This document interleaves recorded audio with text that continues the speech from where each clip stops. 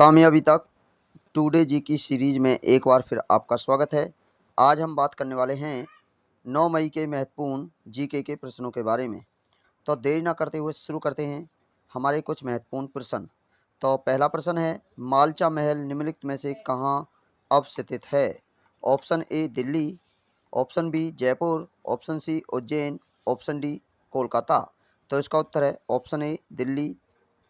तो अब बात करते हैं इसका विश्लेषण। दिल्ली पर्यटन विभाग ने अपनी बहुप्रतीक्षित हॉन्टेड बॉक्स शुरू किया है, जिसके लिए यात्रा हेतु पहले गंतव्य के रूप में मालचा महल को चुना गया। मालचा महल या बिलाहट महल तुगलक युग का एक शिकार लॉन्च है, जिसे 14वीं शताब्दी में फिरोज शाह तुगलक ने बनाया था। फिरोज शाह तुगलक, जो कि तुगलक वंश का दिल्ली का एक सुल्तान था, ने 1351 से 1388 तक शासन किया था। वह वास्तुशिल्प आकार की इमारतों की शुरुआत करने हेतु अधिक प्रसिद्ध है, जिन्हें उनके युग के दौरान अपरंपरागत रूप से देखा गया था। देश के एक बड़े हिस्से के रूप में नहरों के माध्यम से जल उपलब्ध कराने के लिए नदियों का चैनलाइज करने हेतु उन्हें अंग्रेज द्वारा भारत में सिंचाई प्रणाली का जनक भी माना जाता है। तो इस प्रकार हमारे इस प्रश्न का उत्तर रहा मालचा महल नई दिल्ली, ऑप्शन ए सही है। अगला प्रश्न है, अरब लीग के संदर्भ में निम्नलिखित कथनों में से कौन सा सही है? ऑप्शन ए अरब लीग मध्य पूर्व और उत्तरी अफ्रीका के सभी अरब देशों का अंतर सरकारी अखिल अरब संगठन है। ऑप्शन बी इसका 22 मार्च 1945 को काहिरा, मिस्र में गठन किया गया था। ऑप्शन सी वर्तमान में इसमें 22 अरब देश शामिल हैं। ऑप्शन डी उपयुक्त सभी। तो इसका उत्तर है ऑप्शन डी उपयुक्त सभी ठीक हैं। तो अब बात करते हैं इसका विश्लेषण। अरब लीग, जिन्हें लीग ऑफ अरब स्टेट्स लास भी कहा जाता है, मध्य पूर्व और उत्तरी अफ्रीका के सभी अरब देशों का एक अंतर सरकारी समग्र अरब संगठन है। वर्ष 1944 में अलेक्जेंड्रिया प्रोटोकॉल को अपनाने के बाद 22 मार्च 1945 को काहिरा, मिस्र में इसका गठन किया गया था। वर्तमान में इसमें 22 अरब देश शामिल हैं। तो इस प्रकार हमारे इस प्रश्न का उत्तर रहा ऑप्शन डी उपयुक्त सभी। अब बात करते हैं अगला प्रश्न। अगला प्रश्न है, प्रवासी प्रजातियों पर अभिसमय के संदर्भ में निम्नलिखित कथनों में से कौन सा सही नहीं है? ऑप्शन ए यह यूनेप के तहत एक अंतर सरकारी संधि है, जिसे वॉन कन्वेंशन के नाम से भी जाना जाता है। ऑप्शन बी इस पर वर्ष 1979 में हस्ताक्षर किए गए थे और यह 1983 में लागू हुई। ऑप्शन सी सीएमएस में 1 मार्च 2022 तक 160 पक्षकार हैं। ऑप्शन डी भारत भी वर्ष 1983 में सीएमएस का एक पक्षकार है। तो इसका उत्तर है ऑप्शन सी सीएमएस में 1 मार्च 1922 तक 160 पक्षकार हैं। तो अब बात करते हैं इसका विश्लेषण। प्रवासी प्रजातियों पर अभिसमय यूनेप के तहत एक अंतर सरकारी संधि है, जिसे वॉन कन्वेंशन के नाम से भी जाना जाता है। इस पर वर्ष 1979 में हस्ताक्षर किए गए थे और यह 1983 में लागू हुई। सीएमएस में 1 मार्च 2022 तक 123 पक्षकार हैं।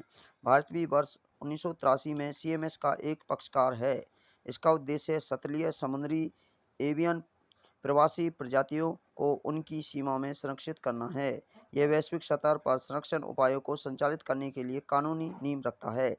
तो इस प्रकार हमारे इस प्रश्न का उत्तर रहा ऑप्शन सी सीएमएस में 1 मार्च 2022 तक 160 पक्षकार हैं।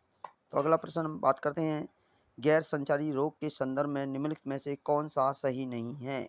ऑप्शन ए हृदय रोग, option B cancer, option C मधुमेह, ऑप्शन डी चेचक। तो इसका उत्तर है ऑप्शन डी चेचक। अब बात करते हैं इसका विश्लेषण।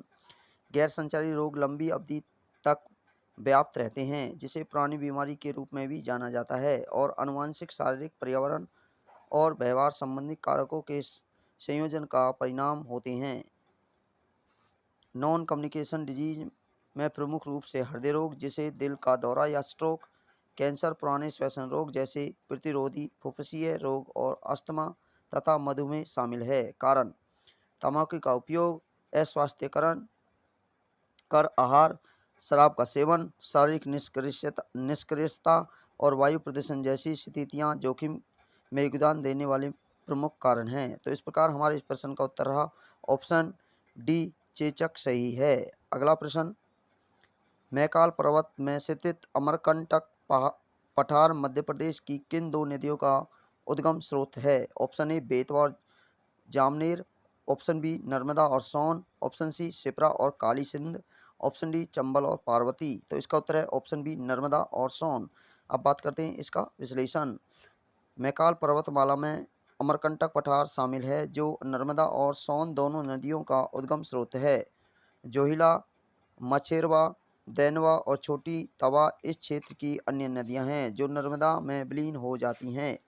मैकाल पर्वतमाला और छत्तीसगढ़ के मैदान क्षेत्र के बीच बसे पूर्वी पठार क्षेत्र में बघेलखंड पठार है। तो इस प्रकार हमारे इस प्रश्न का उत्तर रहा ऑप्शन बी नर्मदा और सोन नदी। अगला प्रश्न, हाल ही में खबरों में चर्चित ऑप्स अलर्ट अभ्यास क्या है? ऑप्शन ए भारत पाकिस्तान सीमा पर राष्ट्र विरोधी तत्वों के विरुद्ध सुरक्षा हेतु सीमा सुरक्षा बल का अभ्यास, ऑप्शन बी हिंद महासागर क्षेत्र में भारतीय नौसेना का समुद्री अभ्यास, ऑप्शन सी राजस्थान में भारतीय सेना और ऑस्ट्रेलिया सेना के मध्य सैन्य अभ्यास, ऑप्शन डी अंडमान सागर और मलक्का जल संधि। तो इस प्रश्न का उत्तर है ऑप्शन ए भारत पाकिस्तान सीमा पर राष्ट्र विरोधी तत्वों के विरुद्ध सुरक्षा हेतु सीमा सुरक्षा बल का अभ्यास। तो अब बात करते हैं इसका विश्लेषण। इस वर्ष के गणतंत्र दिवस के मद्देनजर सीमा सुरक्षा बल ने सर क्रीक से लेकर कच्छ गुजरात और बाड़मेर राजस्थान क्षेत्र में भारत पाकिस्तान सीमा सुरक्षा बल बढ़ने के लिए ऑप्स अलर्ट अभ्यास किया था। इसका उद्देश्य राष्ट्र विरोधी तत्वों के किसी भी इरादे को विफल करना है। तो इस प्रकार हमारे प्रश्न का उत्तर रहा ऑप्शन ए। अब बात करते हैं अगला प्रश्न, प्राचीन नगर काम्पिल्य आधुनिक भारत के किस राज्य में स्थित है? Option A Uttarakhand, option B Haryana, option C Uttar Pradesh, option D Madhya Pradesh. तो इसका उत्तर है ऑप्शन सी उत्तर प्रदेश। अब बात करते हैं इसका विश्लेषण। वर्तमान समय में काम्पिल्य उत्तर प्रदेश के फर्रुखाबाद जनपद में स्थित है। इसकी गणना भारत के प्राचीनतम नगरों में होती है। बुद्ध काल में काम्पिल्य दक्षिण पंचाल जनपद की राजधानी थी, जहाँ महाभारत काल में द्रुपद का राज्य था। इस नगर का संबंध जैन तीर्थक विमलनाथ के जीवन की घटनाओं से भी है। माना जाता है कि ज्योतिषाचार्य बाराहमिहिर का जन्म स्थल काम्पिल्य ही था। तो इस प्रकार हमारे प्रश्न का उत्तर है ऑप्शन सी उत्तर प्रदेश। अब बात करते हैं अगला प्रश्न, गुजरात के चालुक्यों या सोलंकी राजपूतों का अंतिम शासक कौन था? ऑप्शन ए भीमदेव प्रथम, option B Jaisingh Siddhraj, option C Bhimdev द्वितीय, ऑप्शन डी मूलराज प्रथम। तो इसका उत्तर है ऑप्शन सी भीमदेव द्वितीय। अब बात करते हैं इसका विश्लेषण। भीमदेव द्वितीय गुजरात के चालुक्य सोलंकी राजपूतों का अंतिम शासक था एवं भीमसेन द्वितीय के पश्चात इसके मंत्री लवन प्रसाद ने गुजरात में बघेल वंश की स्थापना की। बघेल वंश ने गुजरात के 13वीं सदी के अंत तक शासन किया और इसके बाद गुजरात का स्वतंत्र हिंदू राज्य दिल्ली सल्तनत में मिला लिया गया। मूलराज प्रथम ने गुजरात के चालुक्य शाखा की स्थापना की एवं भीमदेव प्रथम इस वंश का सबसे शक्तिशाली शासक था। तो इस प्रकार हमारे इस प्रश्न का उत्तर रहा ऑप्शन सी भीमदेव द्वितीय। यदि आपको इसकी PDF चाहिए तो आप हमारे टेलीग्राम चैनल को भी सब्सक्राइब कर सकते हैं, ज्वाइन कर सकते हैं। यदि वीडियो अच्छी लगी हो तो वीडियो को लाइक करें, सभी अपने दोस्तों को शेयर करें और हमारे चैनल पर नए हैं तो जल्दी से सब्सक्राइब करें, बेल आइकन को जरूर दबाएं। हमने एक और सीरीज चलाई हुई है डेली करंट न्यूज़ के नाम से, उसे भी आप देखना न भूलें। फिर मिलेंगे हम आपको कुछ महत्वपूर्ण प्रश्नों के साथ। जब तक सुरक्षित रहें, पढ़ते रहें, आगे बढ़ते रहें। जय हिंद, जय भारत।